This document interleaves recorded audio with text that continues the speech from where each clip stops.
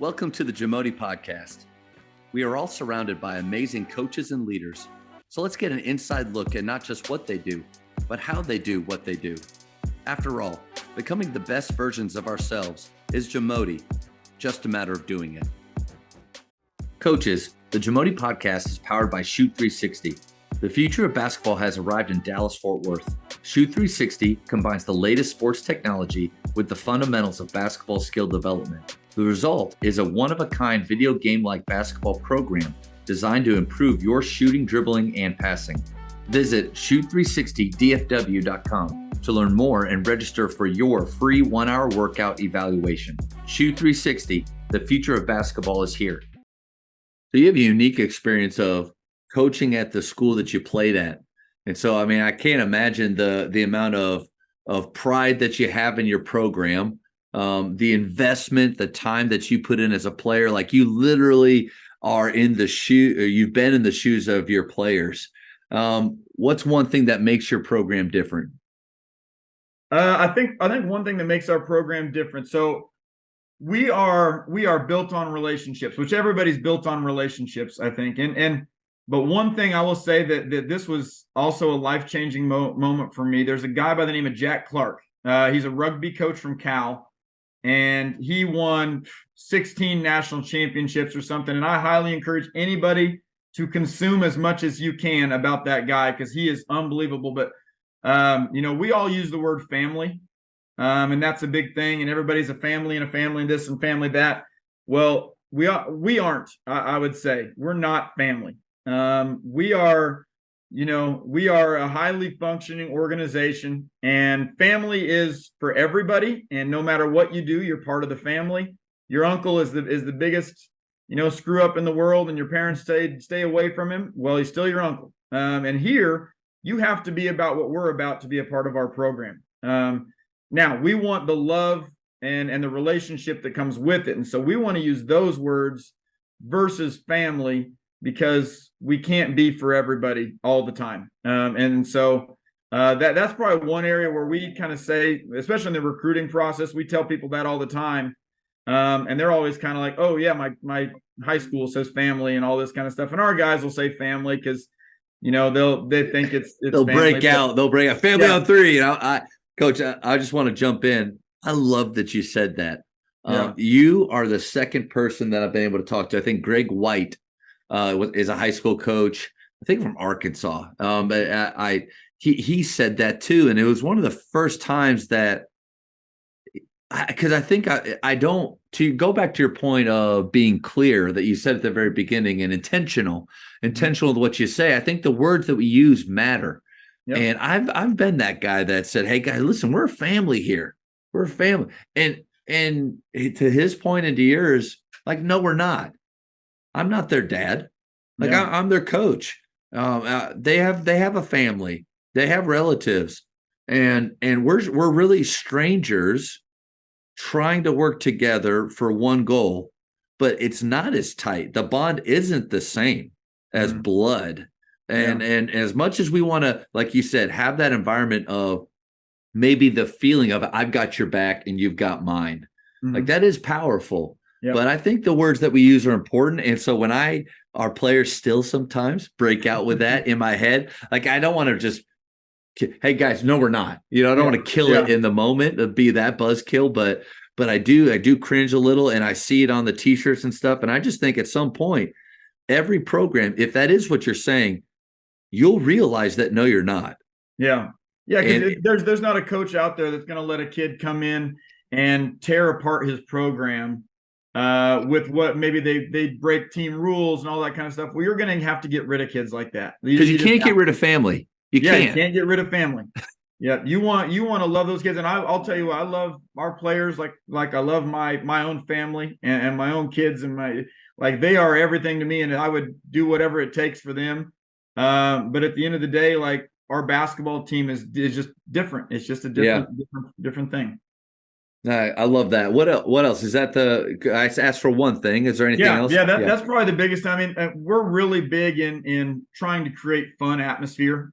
And we tell guys, when you come on a recruiting visit, like, if you're too sensitive for me to make fun of you for airballing, then this is not the program for you. And I tell them, you come in with a haircut and that looks a little different, then we're going to let you have it a little bit. And I think, we're not about, my old college coach came and watched, and he's an Indiana guy, Bob Knight, pretty intense coach. And he came, watched our practice, and after practice, he goes, "How in the heck do you do that?" He's like, "Your guys are dancing around, having fun, and then all of a sudden shell drill comes and people are killing each other. 5 guys on the floor for a loose ball." He's like, "They went from having fun to competing at the highest level within 10 minutes. How do you do that?" And I don't know if I really realized that was maybe not the norm, but that's a big thing for us. We'll have fun. We had the year that we won the conference championship, our guys felt tight. I felt tight. I mean, everybody, as it gets down to the last 5-6 games of the season, everybody wants to win that. And Bethel hadn't won a conference championship since 2002 when I was playing here. Yeah. And so it had been a while. So our guys were feeling pressure. Well, we took a day of practice where I don't know many coaches that would do this because you feel too guilty. But we took a day of practice where we played dodgeball, capture the flag, did some just different things to kind of try to relax a little bit, because championships are great, but if you aren't going to be able to enjoy it, I don't know. If it's miserable the whole season because all you're doing is feeling pressure, then it's not worth it to me. And the good news is my athletic director walked in that day and watched us playing dodgeball and capture the flag, and he was okay with it, luckily. So you didn't have a meeting. You didn't have a meeting after that set up. No, he called me out in the coaches meeting and said, "I walked into Artaz's practice thinking, what are these guys been working on today? Got a big game. They're in there playing dodgeball and having a dance competition." So good. I have a good athletic director. That is nice to have. One of my favorite movies is Remember the Titans. Like, there's so many great moments in that.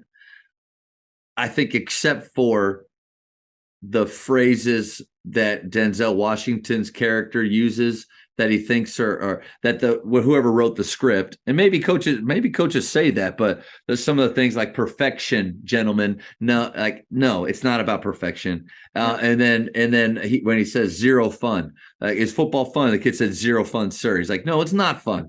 And I push back on that too. So I feel like fun does not equal lazy. Yep. Fun does not equal unorganized. I think you can have fun and still work hard and maximize your time. And if anything, like what will bring out their joy, love for the game, enthusiasm, keep their creativity, more than having some fun in practice. So love hearing that at your level where, golly, it's pretty cutthroat, man. Yeah. Like, I mean, you can't waste a second that you see the value in that. Yeah, definitely. I think, and we try to preach to our guys, like, listen, it's okay to smile. Like, just because you're competing and you are laying it all on the line, like, you can smile. When you win a drill in practice, you should celebrate. You should enjoy it a little bit. For one, we want to kind of tick off your teammates who want to win the next drill now and create a little bit of that competition. But for two, like if we're not doing that and we're here 6 days a week for 9 months out of the year, that's a grind. At some point in time, it's going to become less fun. Yeah. And you're not going to play as hard because you're not invested into it, I would say. I think that's where guys use that word grind. They almost use it as a crutch. Yeah. Like, hey guys, I know this doesn't feel like a lot of fun right now. This is just the grind. You got to do it. Maybe, or we need to have some dodgeball. Yeah. We need to pepper in some shooting games. We do Big Red shoot. I like to surprise them with Big Red every once in a while on a Saturday practice, because a lot of sports at our school, they don't practice on Saturdays, but we do. Mm-hmm. But I also don't want it to be a deal where they hate going. So every once in a while, Big Red is 4 corners with a liter of Big Red soda in the middle, 4 basketballs, and on the go, they all bowl the ball, roll it to the Big Red. Whatever team hits Big Red and knocks it over, if they miss it, they run and go get it, pass it back. The next guy bowls. Whoever knocks it over, that team gets to go shoot threes by themselves at that basket. Everyone is worth 1. And then the other 3 teams collectively need to make 10 threes to stop them from continuing to shoot. And it's the first to however 15 or 20. I can't imagine. One, it's like we both win. because they're shooting pressure threes. They're shooting at a fast speed. Both sides want to make shots for different reasons. But also too, it's like, who's going to compete in a game where, this isn't life and death? I think it's good to have moments like that. Yeah, definitely. Big Red shooting, coach. I'm gonna have to incorporate that one a little bit. Oh yeah, and then just don't let them have the soda after. Like I had a kid, they opened it, and I was like, "Oh, are you serious?" It exploded everywhere. But anyway, that's free. Free science lesson to those kids about carbonation. Right. There you go. You're always teaching. That's good. Thank you for checking out today's episode. Please take a moment to subscribe to this podcast, share it with your fellow coaches, and find us on social media for what's coming up next on the JAMODI podcast. It's just a matter of doing it.